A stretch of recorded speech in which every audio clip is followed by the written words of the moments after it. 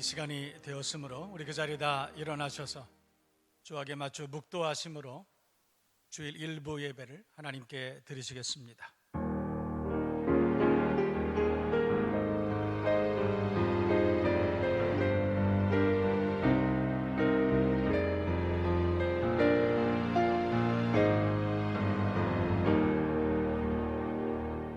아버지께서는 이렇게 자기에게 예배하는 자들을 찾으시느니라. 하나님은 영이시니 예배하는 자가 신령과 진정으로 예배할지니라. 아멘. 고마우신 하나님, 오늘도 거룩한 주일 이 모양 저 모양으로 가정에서 또 성전에서 주님 앞에 감사함으로 예배합니다. 예배 가운데 성령으로 임재하여 주시옵시고 우리 예배를 받아 주시옵소서. 예배 시종을 온전히 주님 손에 의뢰하오며 우리를 구원하신 예수 그리스도의 이름으로 감사드리며 기원하옵나이다. 아멘.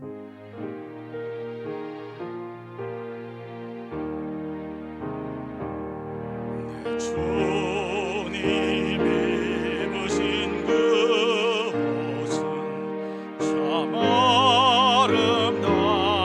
아름다워라. 그 향기 내 맘에 사무쳐 내 기쁨 되도다. 시온 성보다도 찬란한 저 천성 떠나서 이 세상 오신 예수님 참 내 구세주. 내 주는 쓰라린 고통 다 견디셨도다. 주 지신 십자가 대할 때 나는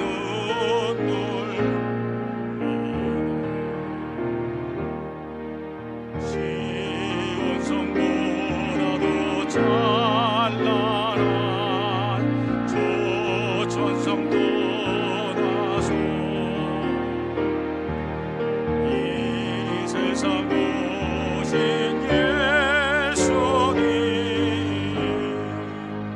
참 내 구세주.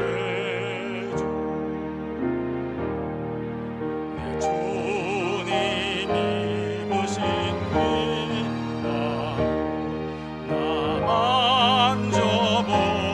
만져보았네. 발이 죄악에 빠질 때 주 나를 붙드네.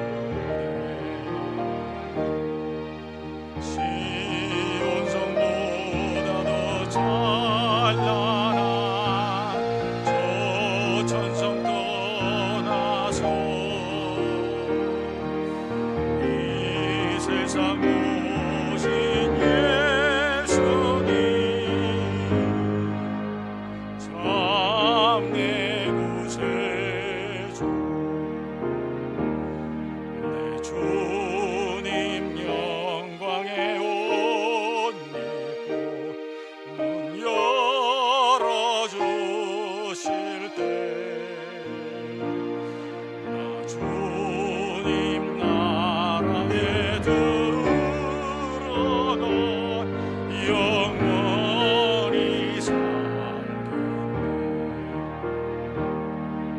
시온 성보다도 찬란한 저 천성 떠나서 이 세상 오신 예수님 참 내 구세주.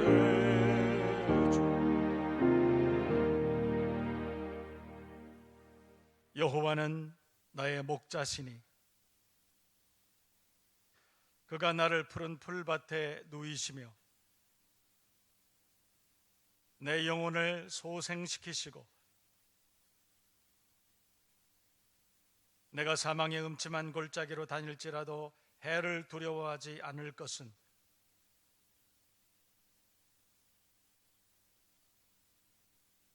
주께서 내 원수의 목전에서 내게 상을 차려주시고 내 평생의 선하심과 인자하심이 반드시 나를 따르리니. 아멘. 우리 서신체로 함께 참회의 기도를 드립니다. 지난 한 주간 하나님의 말씀대로 또 믿음으로 살지 못한 우리 죄와 허물을 고백하는 시간, 우리 다 같이 통성으로 함께 기도하겠습니다. 살아계신 하나님 아버지, 하나님의 은혜와 말씀 사랑에 감사합니다. 정말로 정말 감사합니다.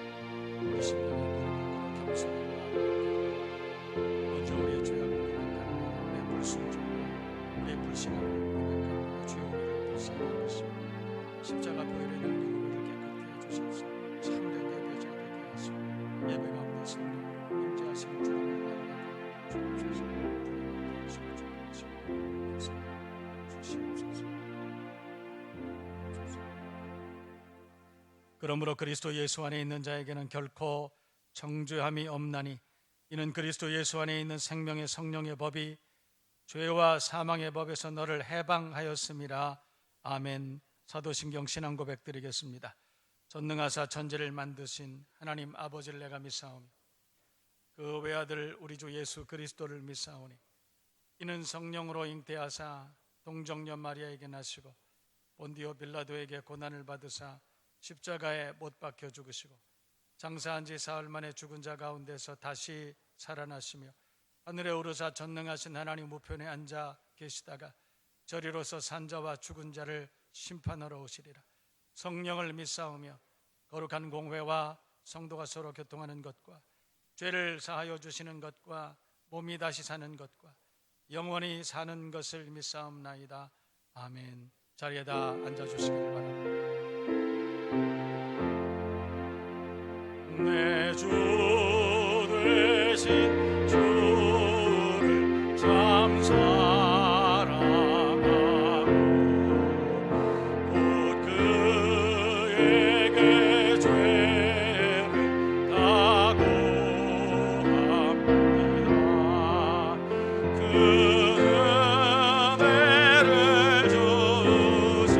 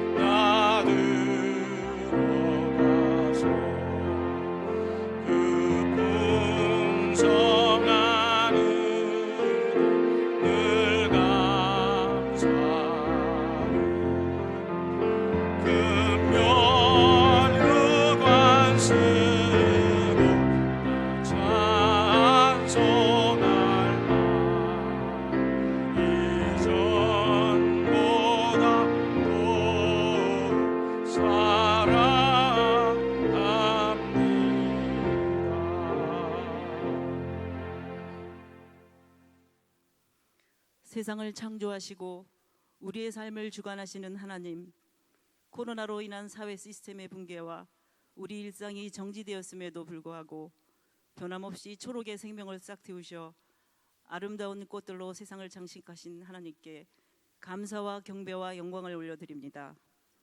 지난 한 주간 두려움과 혼돈의 시간을 보내면서도 저희에게 강건한 믿음 주셔서 다시 사모하는 마음으로 예배에 임하게 하시니 감사드립니다.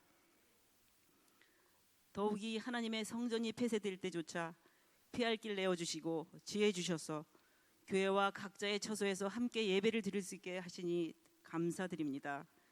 이 시간 성령님이 함께 하셔서 정결하고 순결한 마음으로 모두가 집중하여 하나님과 함께하는 예배자가 되게 하여 주시옵소서.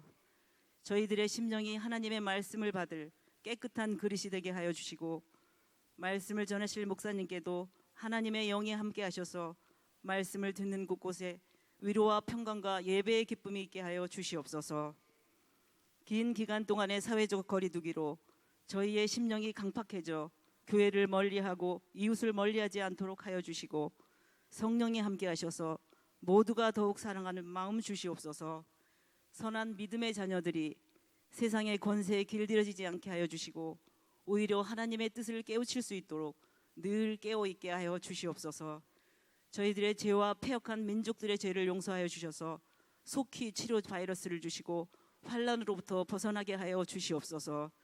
특별히 하나님을 믿는 저희들에게는 저희를 사랑하고 보호하실 하나님을 신뢰하는 믿음 주셔서 이 시기와 이후에 다가올 경제적 사회적 두려움과 근심으로부터 벗어나게 하여 주시옵소서. 어떤 어려움이 와도 저희들의 마음에 평강 주셔서 더욱 기도할 수 있게 하여 주시옵소서. 이 민족과 이 나라를 위하여 기도합니다. 믿지 않는 여러 위정자들의 양심이 깨어나게 하여 주시고, 하나님을 믿는 위정자들에게는 하나님을 두려워하는 마음으로 공의와 정의를 바로 세우게 하여 주시옵소서. 하나님의 성전이 조롱거리가 되지 않게 하여 주시고, 성전에서 속히 마스크를 벗고 모두 함께 하나님께 마음껏 찬송하고 찬양대의 찬양이 예배당 가득히 울려 퍼지게 하여 주시옵소서. 이 시간 온 마음을 다하여 드린 저의 기도를 하나님께서 들어주시고 이루어주실 줄 믿사오며 우리를 구원하신 주 예수 이름 받들어 기도드렸사옵나이다. 아멘.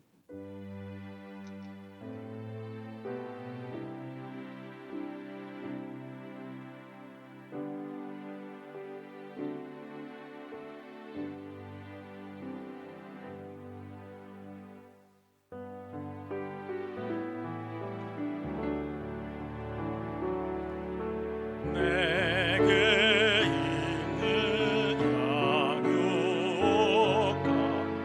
주께 가져와 그 발 위에 힘 맞추고 배드립니다. 나를 위해 험한 산길 오르신 그만 걸음마다 크신 사랑 새겨놓았네.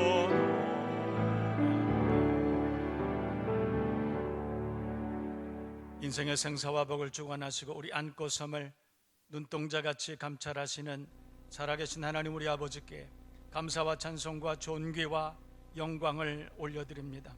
어려운 시대지만 주님 앞에 나와 예배하기를 힘쓰고 사랑하는 종들이 주님 앞에 나올 때 빈손으로 오지 아니하고 예물 드리게 하심을 감사합니다. 먼저 우리의 중심을 연락하여 주옵시고 신령한 은혜와 땅의 기름진 복으로 축복하시되 피할 길 내시고 능히 감당케 하시며 오히려 더 풍성한 은혜를 경험할 수 있는 하나님의 기적 같은 은혜를 경험한 우리 모두가 되게 하여 주옵소서.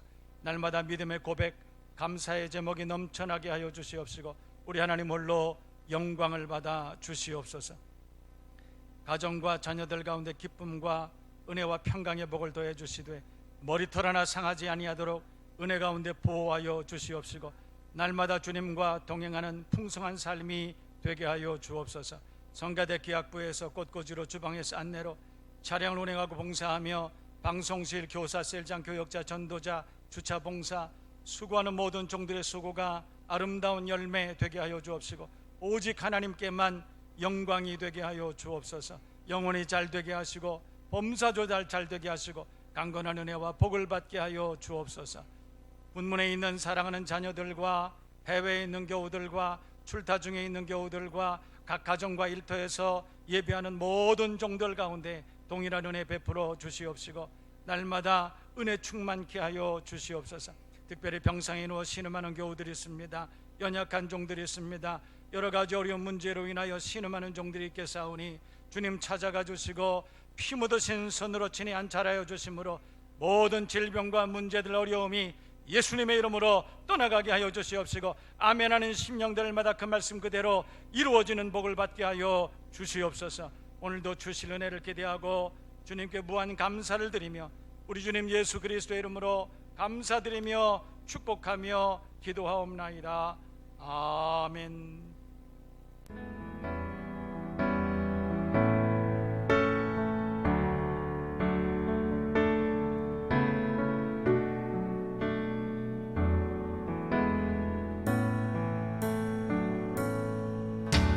주여 우린 연약합니다. 우린 오늘을 힘겨워합니다.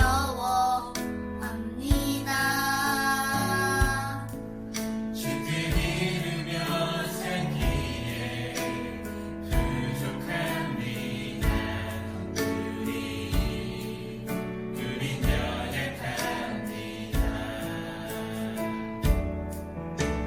주여 우린 연약합니다. 넘어집니다. 오늘 하루도 실수합니다.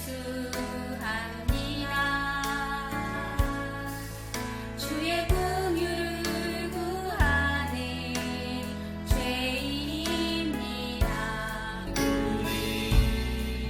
주만 바라봅니다. 하나님의 주님의 은혜 온 세상 위에 넘칩니다. 가릴 수 없는 주여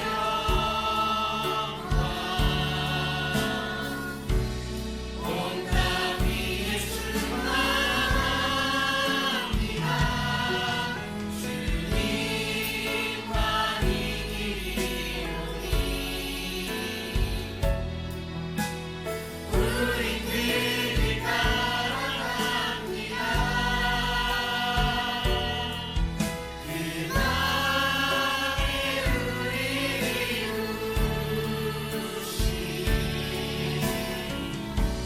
주는 완전합니다.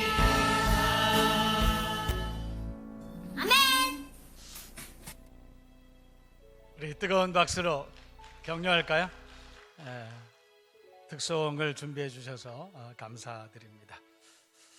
교회 소식을 알려드리겠습니다. 우리 주보를 참고해 주시기 바랍니다. 목회서신 보시면 첫 번째 패러그래프에 감염병 확산을 차단하고 종식시켜야 되는 것이 우리 모두의 책임인데 공교회는 성도들을 위험으로부터 보호할 책임을 다하기 위해서 그리고 정부와 전문기관들의 7가지 예방수칙에 더하여 10가지 이상의 수칙을 준수하고 생각보다 더 장기화될 수 있는 상황을 예측하며 이 사태를 차분하게 지켜보면서 지혜롭게 대처해야 됩니다. 예배는 어떤 상황에서도 포기되거나 중단되지 않고 각 처소에서 지혜로운 방법으로 정성껏 계속 드려져야 합니다. 어디서든 시간을 엄수하시고 복장도 예배당에 나오실 때처럼 단정하게 하시고 온 가족이 함께 예배 드릴 때는 주변 환경이 산만하지 않도록 잘 정리하시는 것도 필요합니다. 자, 두 번째 큰 단락을 보시면 변화가 좀 있습니다. 여러분 잘 기억하셔야 되겠습니다. 예배 안내, 이번 주부터 모든 예배는 코로나 이전과 같이 성전에서 드리도록 하겠습니다. 그러니까 새벽 예배, 수요, 금요 모든 예배, 주일 예배 모든 예배를 성전에서 드리도록 그리고 웬만하면 본당에서 다 드리도록 합니다. 본당은 상당히 넓은 공간이기 때문에 웬만한 예배는 우리가 안전거리를, 은혜거리를 온전히 확보하고 우리가 드릴 수 있기 때문에, 그래서 웬만한 행사들은 본당에서 다 그렇게 하도록 하겠습니다. 출입 시에 발열 검사를 비롯한 증상 확인, 마스크 착용, 손 소독, 2m 거리 이상 거리 유지, 뭐 여러 가지, 들어오시면서 우리 방역 발판도 있습니다. 또 우리 교회는 곳곳에 손이 닿을 수 있는 거의 모든 장소에 방염, 항염, 항바이러스 필름을 전부 붙여놨습니다. 그래서 철저하게 지키는 범위 안에서 예배를 진행합니다. 성도들께서도 적극적으로 협력해 주시길 바라는데, 특별히 이 가운데 예배 시에는 마스크 착용은 반드시 지켜주셔야 되겠습니다. 여러분들이 교회 정문을, 현관을 들어오시면서 예배당에 앉으실 때까지 웬만하면 손댈 일이 전혀 없도록 그렇게 조치를 다 해놨습니다. 엘리베이터를 이용하시는 분 이외에는 대부분은 걸어서 좀 다니시면 아마도 충돌하지 않고 또 접촉하지 않고 예배를 간단하게 드리시고 또 그렇게 돌아가실 수 있으리라, 그런 생각이 듭니다. 교회 예배 드리는 것은 여러분들이 잠깐 오셔서 1시간 미만을 머물고 귀가하시는 건데, 오셔서 1시간이 안 되는 시간 동안에 마스크를 반드시 착용하시고 또 거의 말씀을 안 하시기 때문에 제 생각에는 위험은 거의 제로에 가깝지 않겠나 생각이 됩니다. 그리고 예배 중간중간에 우리가 소독을 또 철저히 하고 있습니다. 그래서 모든 것이 거의 완벽하게 준비되어 있기 때문에 사회 어떤 공동체, 어떤 시설에 가는 것보다도 교회는 가장 청정지역이라고 저는 자부하고 있습니다. 안심하시고 예배 드리는 일에 두려움 없이 집중할 수 있으면 좋겠습니다. 자, 그리고 화살표 두 번째 보시면 주일 예배 시간을 변경하도록 하겠습니다. 다음 주일부터, 다음 주일이 가정주일입니다.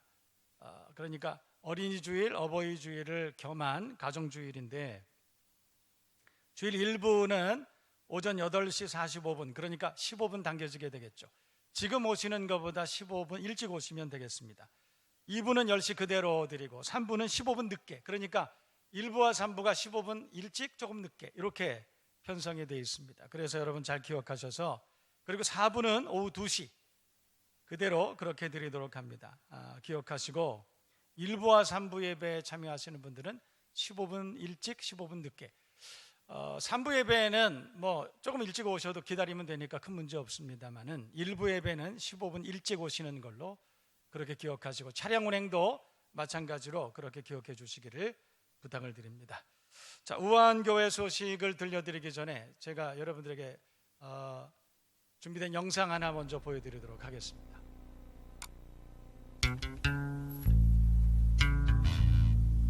제발 나와라에 나와라요 나와라이제 나와라 이놈어 곤드레 나와라요.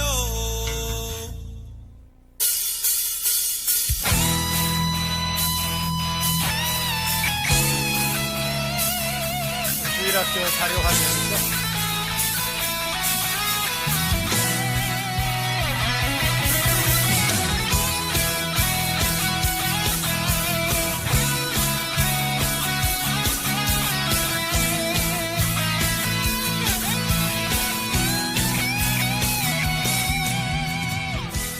얘들아 안녕. 요즘 집에서 뭐해? 집에만 있으면 이렇게 싸우기만 하고 놀 게 없지? 그런데 5월 3일 우리들 교회에서는 아주 물리와 특별한 행사가 있대. 도널드 덕은 우리 우리 친구들 교회 5월 집사님 3일 교회에서 누군지 만나기를 알아봐 바랄게요. 그런데 상을 준비물이 있어. 뭐가 있냐면 부활절 때 나눠준 달걀 화분을 가지고 오는 거예요. 그러면 달걀 화분을 씻는 시간을 가질 거예요. 그럼 우리 친구들 5월 3일날 모두 만나요. 안녕. 잘 만들었죠?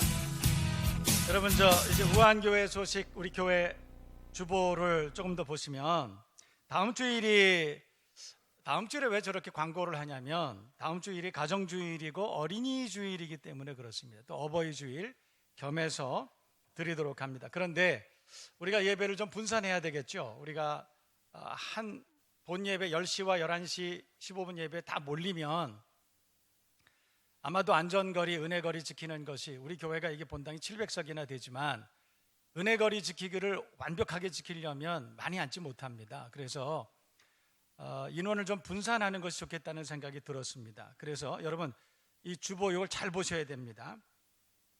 일부 예배는 교사 및 사역자 중심 예배로 오늘 이렇게 드리시면 되겠습니다.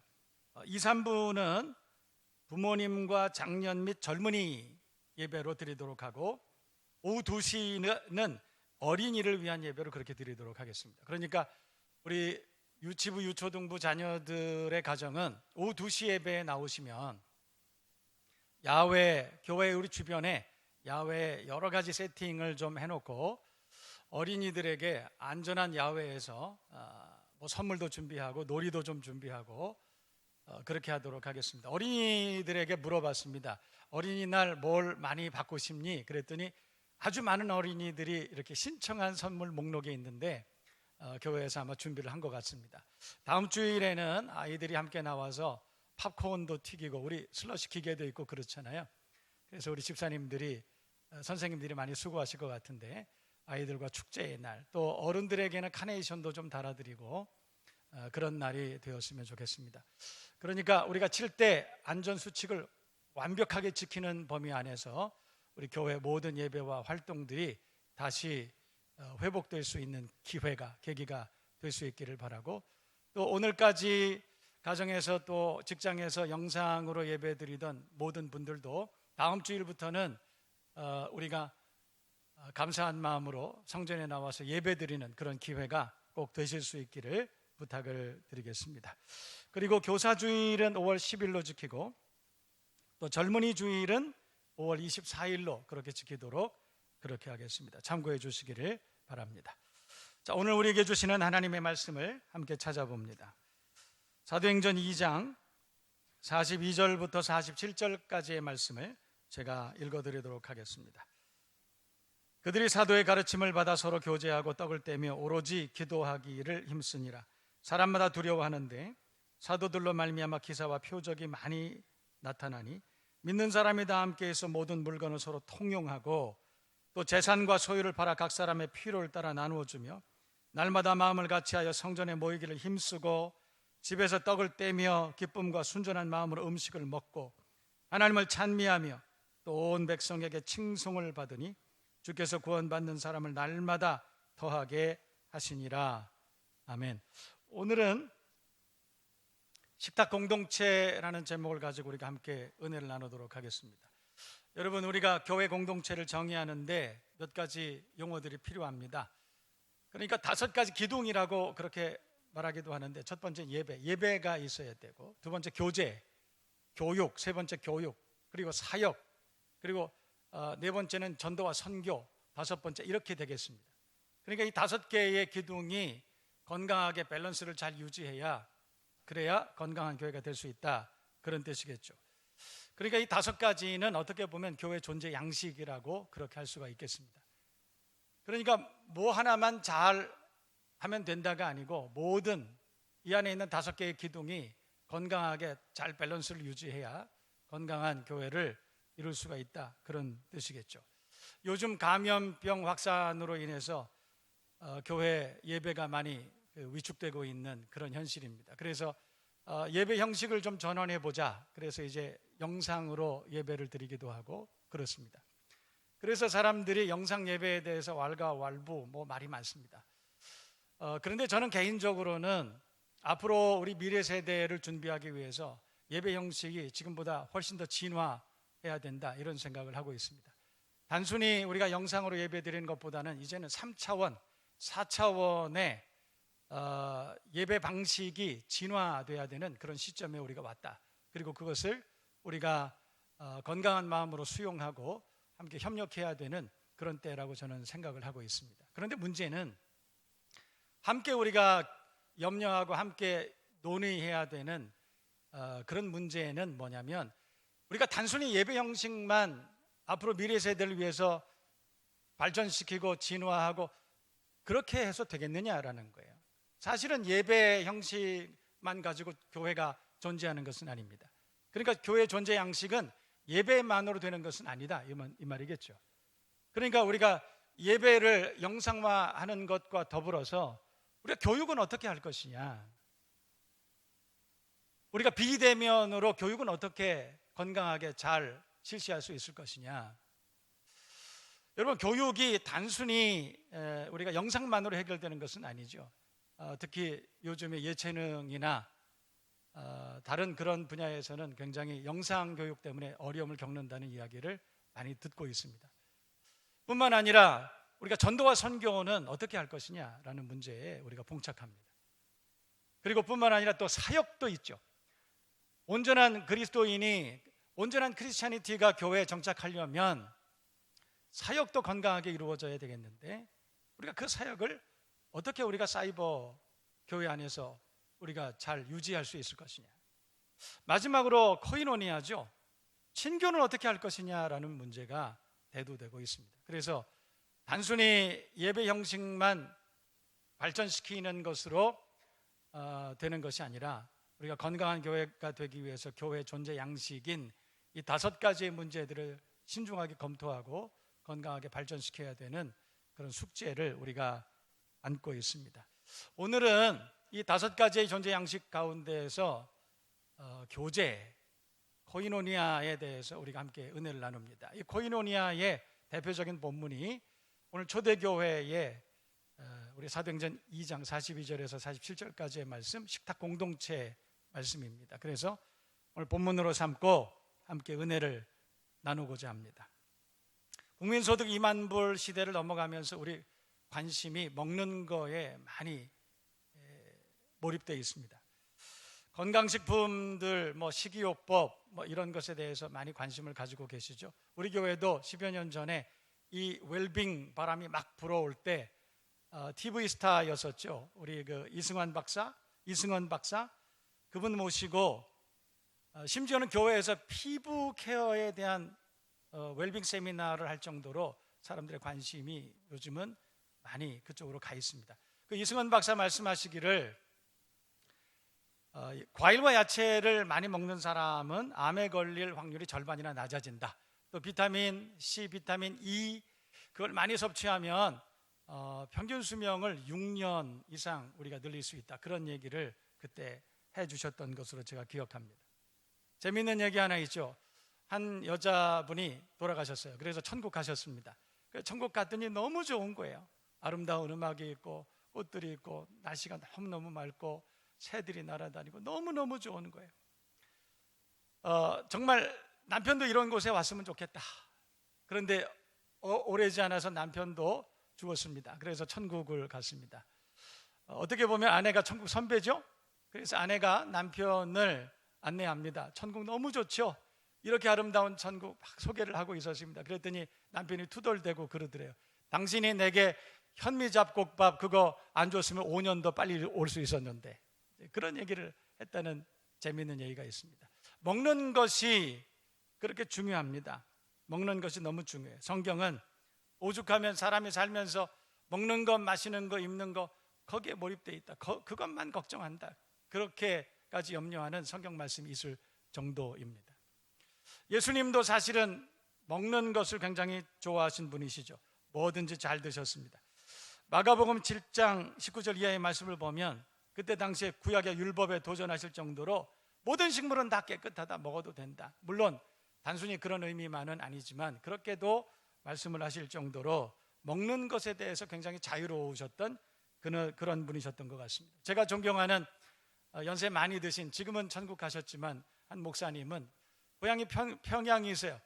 아마 이북에서는 개를 가이라고 부르는 지방도 있었던 것 같습니다. 그래서 그 지방에서는 성경에 예수께서 가이사랴 빌립보에 가셨다, 그 말씀을 예수님이 개를 사러 가셨나 보다, 보신탕 좋아하셨나 보다, 그렇게 재미있게 해석할 정도로 그런 재미있는 얘기들이 성경에도 있다고 그럽니다.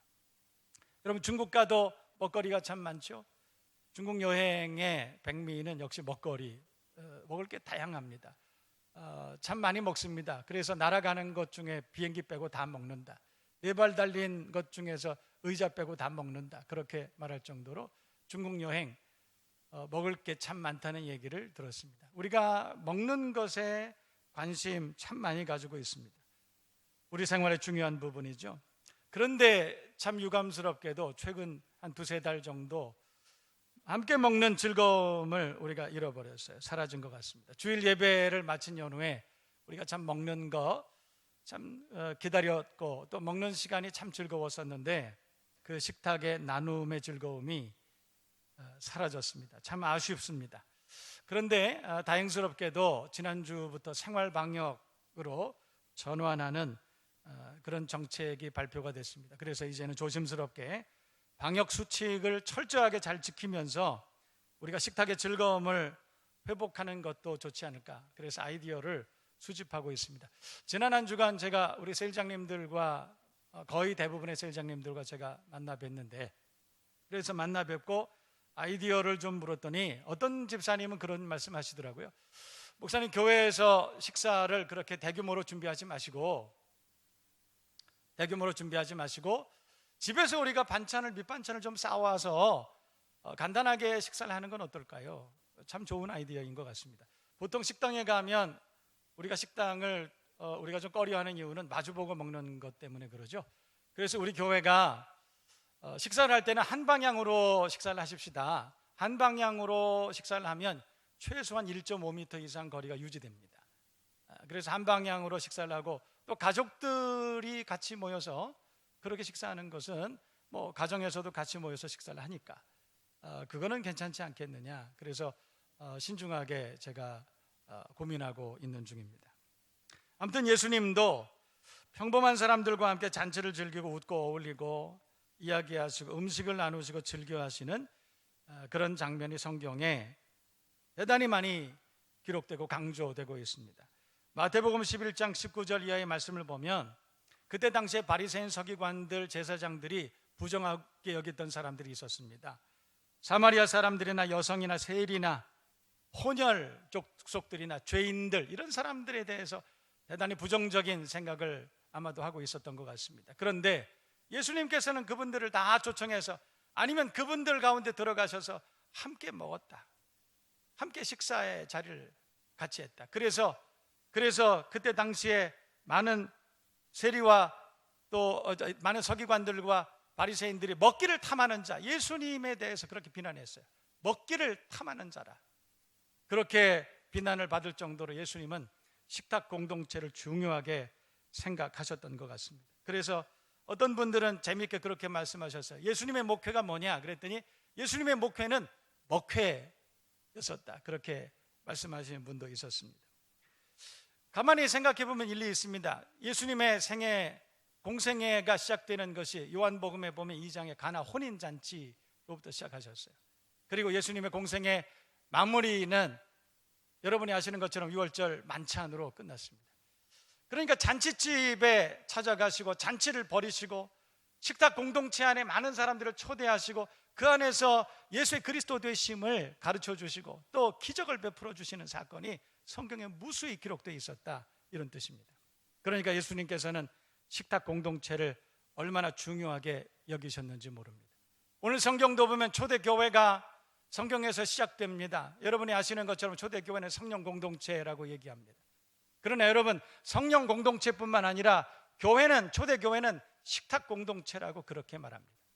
성령 충만한 그곳에 아름다운 식탁의 나눔이 있었기 때문에 그랬다는 것입니다. 예수님과의 관련된 기사를 보면 식사에 대한 반복적인 이미지가 참 많이 연속적으로 기록이 되어 있습니다. 잔치하시고 연회를 베푸시고 만찬을 하셨고 또 천국 잔치를 베풀어 주시고 그랬습니다. 그래서 어떤 신학자들은 성경을 생명의 책이라고, 구원의 책이라고도 얘기하지만 음식의 책이라고도 그렇게 이야기한 적이 있다는 것입니다. 그래서 예수님은 연회를 즐기시고 잔치를 즐기시고 식탁 공동체를 즐기셨던 분이셨다. 여러분, 그래서 사람들은 불교는 초상집 같고 유교는 제사집 같고 그랬다고 그러는데 기독교는 잔치집 같다. 여러분, 너무 당연한 것 아니겠습니까? 우리가 예배드리고 식사 같이 나누는 것이 너무나 당연한 것 아니겠어요? 사실은 우리가 그 즐거움을 우리가 빼앗기는 그런 가운데 있는 것 같습니다. 여러분, 교회는 하나님 나라 임하시는 것이요, 구원받은 사람이 그 구원에 감격해서, 구원받은 그 기쁨, 그 은혜, 그 감격해서 감사함으로 함께 나누는 그 식탁 공동체가 반드시 이루어져야 되는 곳이 여러분 교회가 아니겠나, 그런 생각이 듭니다.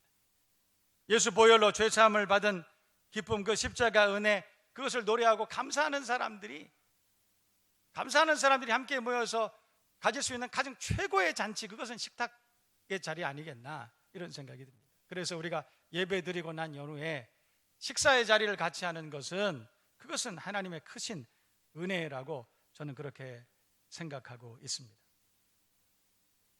예수님은 진지하게 사역하시다가도 즐겁게 식탁의 자리를 가지셨습니다. 성경을 보면 그런 기사들이 정말 많이 있습니다. 여러분, 교회는 그런 곳이죠. 구원받은 기쁨을 식탁 교제의 즐거움으로 나누는 곳입니다. 여러분, 식탁에 가면 여러분 교회 안에는 정말 다양한 분들이 계시지 않습니까? 교회 안에는 잘생긴 사람도 좀 덜 생긴 사람도 있고, 키 작은 사람, 키 큰 사람도 있고, 가난한 사람도 있고, 부자도 있고, 많이 배운 사람, 그렇지 않은 분도 계시고, 또 돈 많은 사람도 있고, 가난한 사람, 수도 없는, 수없이 다양한 분들이 교회 공동체 안에 계시죠. 그런데 식탁 공동체는 그분들이 구별 없이, 그런 분들이 구별 없이 같은 반찬, 같은 솥밥을 먹는 그것이 교회인 거예요. 여러분, 식당에 가면 메뉴가 다양하죠. 가격이 다 다릅니다. 그래서 돈이 좀 많은 사람들은 비싼 거 먹고 맛있는 거 먹고, 그렇지 못한 사람들은 또 그렇지 않은 음식 먹고, 세상은 좀 그래요. 돈이 많은 사람들은 좀 비싼 식당 가고 호텔 가서 먹고, 그렇지 않은 사람들은 국밥집 가서 먹고, 그렇습니다. 그러나 교회는 그렇지 않아요. 교회는 같은 반찬입니다. 같은 식탁에 모여서 모두가 같은 자리에 모여 있습니다. 여러분, 특별한 자리가 없습니다. 목사인 저도 줄 서서 먹습니다. 제일 처음에 제가 17년 전 우리 교회 부임했을 때는 제 자리 따로 마련해 놓고 식사하라고 그러시더라고요. 그런데 그게 너무 불편했어요. 왜냐하면 여러분, 식탁 공동체는, 교회는 그런 것이 아닙니다. 목사든 장로든 누구든 다 줄 서야 됩니다. 장로님들 따로 이렇게 밥상 마련해드리고 방을 따로 마련해드리고, 그것은 건강한 교회가 절대 아닙니다. 교회는 누구나 다 줄 서야 됩니다. 그리고 기쁨으로 줄 서고 교제하고, 줄 서는 가운데 서로 앞뒤에 있는 분들과 교제를 나누고 감사하고, 또 식사할 때에도 누구나 다 일식 삼찬, 국 하나, 그거 가지고 감사하게 먹고, 여러분, 그런 곳이 정말로 아름다운 교회가 아니겠나, 그런 생각을 합니다. 풍성함과 넉넉함과 교제가 있는, 먹거리가 넘치고, 그런 교회가 꼭 돼야 될 줄로 믿습니다. 저는 우리 교회가 그래서 자랑스럽습니다. 우리 새가족들이 1년에 400명, 500명 매년 그렇게 많이 들어오시죠. 그런데 이 새가족들에게 물어봅니다. 어떻게 해서 우리 교회를 등록하시게 됐나, 이렇게 물어보면 이건 사실인데, 이건 진짜인데, 10명 중에 한두 분은 반드시 그렇게 대답하세요. 우리 교회 밥맛이 있어서 등록했다. 싫어합니다, 싫어. 그래서 그 말씀 들을 때마다 너무 감사하고, 식사할 때 그 교제가 너무 밝고 너무 좋았다, 그런 말씀하시는 분들이 참 많이 계세요. 교회는 식탁 공동체입니다. 이 가운데서 은혜가 넘치는 그런 사랑과 교제를 나누는 여러분 되실 수 있기를 주님의 이름으로 축복합니다. 근데 문제는, 우리가 교회가 식탁 공동체라고 한다면 식탁 공동체가 그냥 존재하는 것이 아니라 성공적인 룰이 있어야 되지 않겠나 싶습니다. 그래서 오늘 남은 시간은 우리 교회가 식탁 공동체라면 성공적인 룰 뭐가 있을까 간단하게 살펴보고 우리가 예배를 마치도록 그렇게 하겠습니다. 첫 번째는, 교회 식탁 공동체는 구원의 은혜를 감사하고 나누는 교제의 의미를 둬야 된다, 이 말이에요. 여러분, 구원의 은혜에 감사하면서 교제하는 그곳이 식탁 공동체죠. 고급 식당 가서 만나게 먹을 수 있습니다. 그런데 교회 점심밥이 더 맛있다는 말씀 많이 들었습니다. 여러분, 왜 교회 점심밥이 맛있는 줄 아세요? 교회 점심밥 맛있는 이유는 거기에 구원의 은혜, 구원의 감격이 있기 때문에 그렇습니다. 거기에는 구원의 감격에서 감사해서 섬기는 섬김의 손길이 있기 때문에 그런 거예요. 그래서 교회 점심밥 맛있는 거죠. 거기에 친밀한 교제가 있죠. 여러분, 교회 점심밥 같이 먹을 때는 거기 감사가 있고 친밀한 교제 있고 그래서 그 밥이 맛있는 거예요. 여러분 성경에 보면 요한복음 12장에 나사로의 집에 잔치가 벌어졌습니다. 그리고 죽은 나사로가 살아났습니다. 거기 얼마나 큰 구원의 감격이 있었겠어요. 죽은 나사로가 살아났습니다. 동생이 살아났고 본인이 죽었다 살아난 거예요. 거기에 얼마나 큰 구원의 감격이 있었겠습니까? 그리고 잔치가 베풀어졌어요. 거기에는 천국이 이루어지는 것입니다. 여러분 같은 식탁의 자리라 할지라도 구원의 감격이 있고 거기에 감사가 넘치면 그곳이 천국이 되는 줄로 믿습니다. 교회 밥, 식탁 공동체, 교회 식탁 공동체, 그게 밥이 맛있는 이유가 거기 친밀한 교제가 있고 구원의 감격이 있기 때문에 그런 것입니다. 다음 주일서부터 우리가 다양한 방식으로 우리가 식사를 나눌 텐데 어떻게 식사를 어떤 방식으로 나눈다 할지라도 거기에 구원의 감격이 있고 친밀한 교제가 있고 천국 잔치가 벌어지는 은혜가 임하시기를 주님의 이름으로 축원합니다. 두 번째는 밥을 먹어야 됩니다. 그런데 밥만 먹는 것은 별로 의미가 없습니다. 두 번째는 양육 혹은 멘토링의 사건이 일어나야 돼요. 여러분 세례 요한과 예수님이 제자들을 양육한 방식이 완전히 다릅니다. 세례 요한은 수도사적인 근엄한 절제나 경건을 강조했습니다. 그리고 죄인들을 모아놓고 당신들은 죄인이라 이렇게 하면서 설교했습니다. 그렇게 양육을 했어요. 그러나 예수님은 완전히 달랐습니다. 예수님은 즐거운 식탁 자리로 제자들을 사람들을 초대했습니다. 그리고 그분들과 함께 밥을 먹었어요. 죄인들과 함께 밥을 먹었습니다. 이것이 예수님의 양육, 예수님의 멘토링이었다는 것이에요.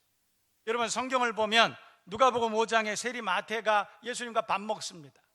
그런데 예수님과 밥 먹고 나서 그가 놀라운 변화를 일으킵니다. 예수님과 세리 마태가 밥을 먹고 난 다음에 그렇게 결단합니다. 더 이상 나는 돈의 노예로 살지 않겠습니다. 내가 더 높은 가치를 위해서 헌신하고 살겠습니다. 그렇게 결단하는 장면이 성경에 나타났어요. 여러분 밥을 먹으면서 근엄하게 설교한 것 아닙니다. 밥을 먹으면서 성경을 펴서 그렇게 가르치고 성경 몇 장 몇 절에 이런 말씀이 있다 이렇게 말씀하시는 것이 아니에요. 밥 먹으면서 예수님은 예수님의 사랑을, 하나님의 사랑을 보여주시고 그리고 증거하셨습니다. 그때 거기에 놀라운 변화, 성장, 성숙의 역사가 일어난 것입니다. 여러분 오늘 이것이 얼마나 중요한지 우리가 생각해 볼 필요가 있습니다. 교회에서 우리가 식탁 공동체 점심 먹고 또 커피를 마시고 서로 교제하고 나눕니다. 여러분 아무리 많은 교제가 있다 하더라도 거기 영적인 성숙이 일어나지 않으면 완전히 헛것입니다. 시간을 버린 것입니다. 저는 그래서 교회 안에 수많은 교제들이 있지만 그 안에서 양육이 일어나지 않고 영적 성숙이 일어나지 않고 감동과 감격이 없는 그런 자리는 피하라. 저는 그렇게 권면하고 싶습니다. 식탁 공동체가 되어야 하는 것은 분명합니다. 그러나 그 안에 영적인 교제가 있고 성숙이 있는 그런 교제가 되시기를 주님의 이름으로 축복합니다. 마지막으로 세 번째는 감사와 만족의 고백이 있어야 되겠다 그런 생각이 들어요. 현대에는 탐식의 시대라고 그렇게 말하죠. 아침 저녁으로 뭘 먹을까 주야로 묵상하는 그런 시대를 우리가 산다고 어떤 분은 그렇게 재밌게 얘기하셨어요. 뭘 먹을까? 여러분 먹을 게 참 지천입니다. 그런데 교회 식탁 공동체, 교회 식사를 보면 소찬입니다. 여러분 그런데 진짜 식탁 공동체, 진짜 교회 밥상은 뭐냐? 감사, 만족, 그 고백이 있어야 되는 그곳입니다. 여러분 소찬이라도 거기에 감사와 만족이 있을 때 거기 천국이 이루어지는 줄로 믿습니다. 여호와는 나의 목자시니 내가 부족함이 없습니다. 식사를 하면서도 거기에 감사가 있고 은혜가 있고 불평하고 불만하고 그리고 비판하고 정죄하고 거기 밥맛 없습니다. 거기는 진정한 식탁 공동체가 아니에요. 소찬이지만 별로 그렇게 뭐 그렇게 대단한 장식이나 그렇게 환경이 좋지 않지만 감사가 있고 그리고 고백이 있는 그곳이 진짜 식탁 공동체, 진짜 교회가 되는 줄로 믿습니다. 최근에 들어서 많은 성도들이 저한테 그렇게 말씀하세요. 목사님 그때 우리 건축할 때 임시저소에서 그때 예배드리고 밥 먹고 했던 그때 너무너무 그리워요. 너무 좋았어요. 그렇게 말씀하시던 하는 분들이 요즘 참 많이 계세요. 좁은 공간에서 앞뒤로 돌아서면 사람들 다닥다닥 붙은 곳에서 예배 끝나고 거기에서 줄을 길게 서서 밥을 먹는 그때가 참 좋았다는 그런 얘기를 많이 하세요. 여러분, 교회가 어떤 곳입니까? 식탁 공동체라고 불리우는 교회가 어떤 곳입니까? 소찬이지만, 환경은 그렇게 훌륭하지 못하지만 감사와 만족과 고백이 있는 그곳이 교회라고 하는 식탁 공동체가 아닌가, 그런 생각이 듭니다. 저는 식탁 공동체를 하면 그러면 꼭 생각나는 한 사건이 있습니다. 이 이야기를 들려드리고 오늘 설교를 마칠까 합니다. 오래전입니다. 한 25년, 30년 가까운 때였던 것 같습니다. 제가 한 교회를 부교역자로 섬기고 있었습니다. 그 교회에 할아버지 할머니 한 부부가 등록을 하셨어요. 등록을 하셨는데 참 신실하세요. 새벽에 일찍 교회를 오셔서, 그래서 새벽 기도를 날마다 3시간 이상씩을 기도하시는 그런 분이셨어요. 부교역자 시절에 너무 괴로웠어요. 그분 때문에. 왠지 아세요? 제가 교회 문을 닫고 가야 되는데 새벽에 그분 때문에 3시간은 꼬박 붙잡혀서 기도를 날마다 했습니다. 그래서 한두 시간 기도하면 됐는데 그분 때문에 3시간씩 꼭 하게 됐어요. 알고 보면 하나님께서 저를 기도 훈련시켜 주셨던 좋은 아마 조교였던 것 같습니다. 어쨌든 봄이 됐습니다. 요맘때 좀 이른 봄이었습니다. 대신방인데 그분이 신방 신청을 하시는 거예요.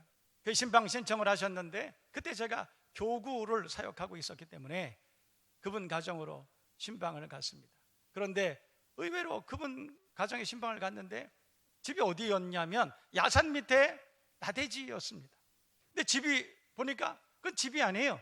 여러분, 브로크라고 아십니까? 큰 벽돌, 그걸로 얼기설기 이렇게 쌓아놓고 위를 텐트로 이렇게 덮어놓은 그곳에서 이 연세 많으신 두 분이 살고 계셨어요.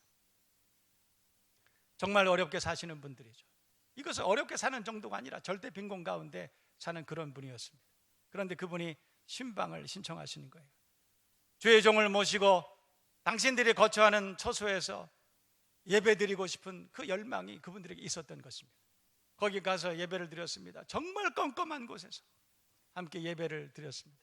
예배를 드리고 나서 부지런히 일어나 나가려고 하니까 전도사님, 먹을 것을 좀 준비했는데 드시고 가시죠. 그때 보니까 이만한 사이다 하나 옆에 놓으시고 떡을, 이 접시가 큰 깨진 접시, 어디서 주워 오신지는 모르지만 큰 접시 2개에다가 떡을 산더미처럼 2개를 쌓아놨는데 인절미 떡이었습니다. 그런데 그 인절미 떡을 보면서 제가 목이 메어서 그걸 먹을 수가 없었어요. 왠지 아세요? 그 인절미 신방을 받기 위해서 그 돈 한 푼도 없는 분들이 인절미 그 떡을 만들기 위해서 얼마나 오랫동안 돈을 모았겠어요. 떡 하나하나에 진달래꽃, 그때 봄대 신방 산에 진달래가 많이 피던 때 진달래꽃 하나하나를 다 따서 꽃잎 하나하나를 진달래 인절미 떡에 붙이셨어요. 전도사님, 이것도 드시고요. 그걸 먹는데 목이 메이는 거예요. 이것도 하나 또 드셔보시고요. 그거래 그래봤자 다 똑같은 인절미, 진달래꽃 인절미. 저는 떡 그렇게 많이 잘 못 먹습니다. 또 제가 양도 그렇게 많지 않습니다. 그런데 제가 그날 얼마나 많이 마음으로 울면서 먹었는지 그 절반 다 먹었어요. 인절미떡 다 먹었어요. 여러분, 식탁 공동체 천국 진짜 교회라고 하는 게 뭐냐? 진짜 교회는 구원의 은혜에 감격해서 감사가 넘치고 그 신앙 고백이 있고 용서가 있고 사랑의 교제가 있고, 그래서 그 사람들이 감사함으로 함께 모여서 나누는 거기가 진짜 식탁 공동체인 거예요. 여러분, 가정은 작은 교회, 작은 식탁 공동체고 교회는 큰 식탁 공동체, 그렇습니다. 저는 오늘 교회의 존재 양식에 대해서 여러분과 함께 은혜를 나눕니다. 교회가 어떤 곳이 돼야 되느냐? 그렇다면 여러분의 가정은 어떤 가정이 돼야 될까요? 그리고 앞으로 우리 교회는 어떤 교회가 돼야 될까요? 저는 이제 생활 방향으로 전환되는 이 시점에 다음 주부터는 어떤 형식으로든 우리 식탁 공동체로서의 교회가 어떤 형식으로든 회복돼야 된다, 저는 그렇게 생각합니다. 향기 나는 맛있는 커피 한 잔 건강한 가정들끼리 나누세요. 감기 들고 이렇게 병 들고 어려운 가정들 말고 건강하다 판단이 되시면 건강한 가정들끼리는 만나서 야외에서 함께 모여서 산책도 하시고 그리고 맛있는 커피도 함께 나누세요. 구원의 감격, 또 함께 나누는 가운데 신앙의 성숙, 감사, 이렇게 넘치는 이런 것이 충만한 그런 교회, 그런 식탁 공동체, 가정 되시기를 주님의 이름으로 축복합니다. 그 자리 다 일어나십시다.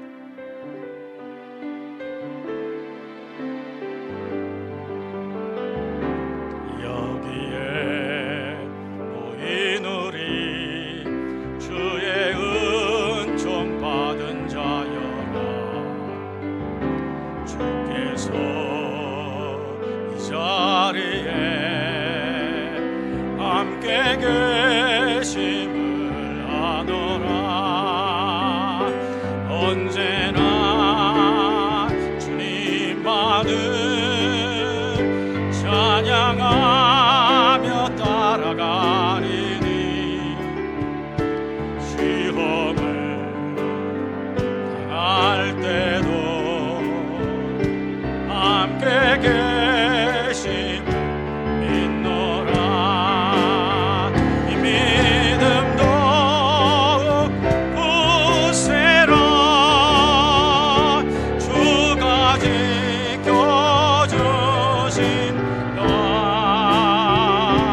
어두운 밤에도 주의 밝은 빛 인도하여 주신다. 주의 뜻 이루어지는, 주의 뜻 이루어지는 날까지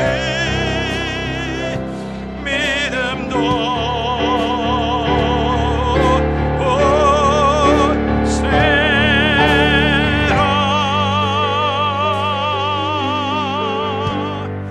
기도하겠습니다.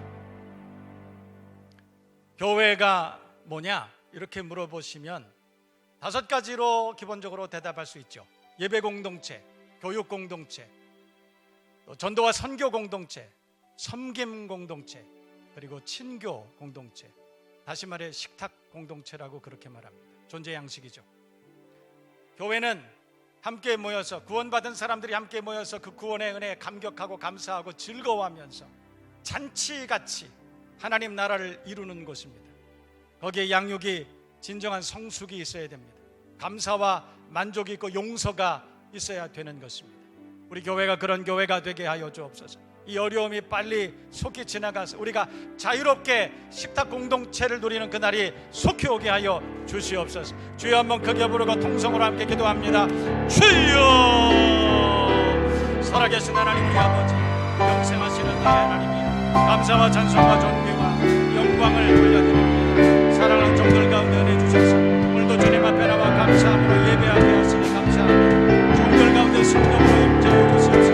하나님의 나라가 그 신령 가운데 임하게 하여 주시옵소서. 가정과 교회 가운데 식탁 공동체 아름다운 하나님의 나라가 임하게 해 주셔서 그 감사와 감격과 구원의 기쁨이 충만케 하여 주시옵소서. 우리 하나님 홀로 영광을 받으시고 신령들 가운데 은혜와 축복이 넘쳐나게 하여 주시옵소서. 인도해 주시옵소서. 역사해 주시옵소서.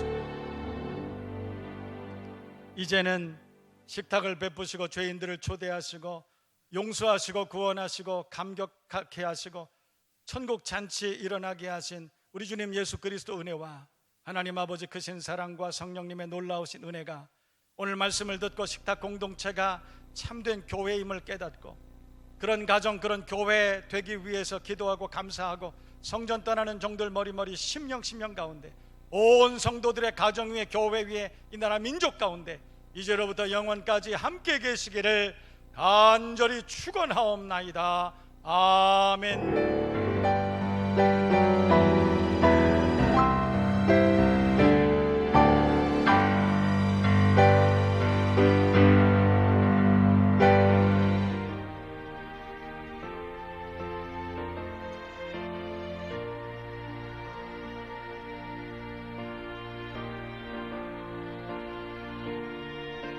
(10시 5분에) 2부 예배를 시작하도록